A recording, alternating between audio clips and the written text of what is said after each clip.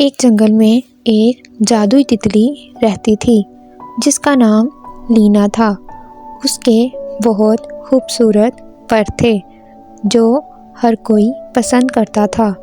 لینا کا خواب تھا کہ وہ اس جنگل کو دلکش اور خوبصورت بنا دے، جو اس نے اپنے خواب میں ایک گیند کی شکل میں دیکھا تھا تاکہ جنگل خوشگوار اور خوشیوں سے بھرا نظر آئے۔ اپنے خواب کو سچا کرنے کے لیے لینا نے اپنے دوستوں سے مدد لینے کا فیصلہ کیا۔ سب سے پہلے وہ ایک عقل مند تتلی جس کا نام میاں تھا، اس سے مشورہ لینے کے لیے رینبو میڈوز گئی۔ میاں نے لینا کو مشورہ دیا کہ اسے دوسرے جنگلات سے تمام جادوئی تتلیوں اور جادوئی مخلوق کو مدعو کرنا چاہیے۔ یہ سنتے ہی دونوں پرجوش انداز میں سویٹ بیری کے جنگل میں پھڑپڑاتے ہوئے چلے گئیں، جہاں ان کی ملاقات ایک مہربان پری جس کا نام بیریلیشیس تھا اس سے ہوئی۔ لینا نے اپنا خواب بیریلیشیس کو سنایا تاکہ وہ اسے پورا کرنے میں اس کی مدد کر سکے۔ بیریلیشیس خواب سنتے ہی جھٹ سے مان گئی۔ لینا اور اس کے دوستوں نے ٹسٹرگار میں قدم رکھا جہاں ایک جادوئی گھوڑا رہتا تھا۔ ان کی ملاقات اس جادوئی گھوڑے سے ہوئی۔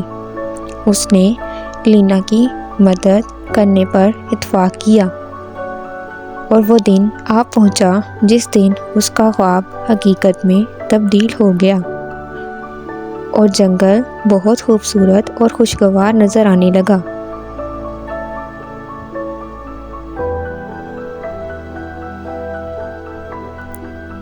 لینا نے شاندار گاؤن پہن کر دور دور سے آنے والی تتلیوں، پریوں اور جادوئی مخلوق کا استقبال کیا۔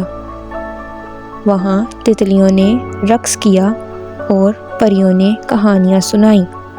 جادوئی ماحول نے سب کے دلوں کو خوشی سے بھر دیا۔ اچانک وہاں ایک شرارتی جادوگر نے اپنے جادو سے تھوڑی سی افراتفری مچا دی۔ لینا نے اپنی تیز سوچ کے ساتھ اپنے دوستوں کو جمع کر کے جادو کو ختم کرنے کی کوشش کی۔ میاں نے پریوں کی دھول چھڑکائی اور بیریلیشیس نے جادوئی بیریاں تقسیم کی اور ماحول کو پرسکون کر دیا، اور ان کی ہم آہنگی کی وجہ سے جنگل مزید جادوئی بن گیا اور تتلیوں اور پریوں نے آپس میں ایک دوسرے کو تحفے دیے۔ لینا اپنی جادوئی گیند کو دیکھ کر بہت خوش ہوئی کیونکہ جو اس نے خواب دیکھا تھا وہ حقیقت میں اس کے سامنے تھا۔ سورج طلوع ہونا شروع ہوا۔ اس کی چمک سے جنگل اب کچھ اس طرح نظر آنے لگا۔ لینا نے اپنے تمام دوستوں کو اس کا خواب پورا کرنے کے لیے شکریہ ادا کیا۔ وہ بہت خوش تھی۔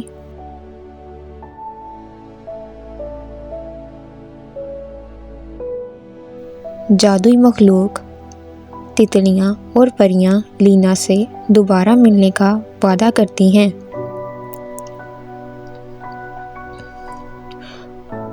اور اپنی اپنی سلطنتوں میں واپس چلے جاتے ہیں۔ اب یہ جنگل ہمیشہ ایسے ہی نظر آنے لگا، جو ان کی دوستی، مہربانی اور ان کے جادو کی مثال بن گیا۔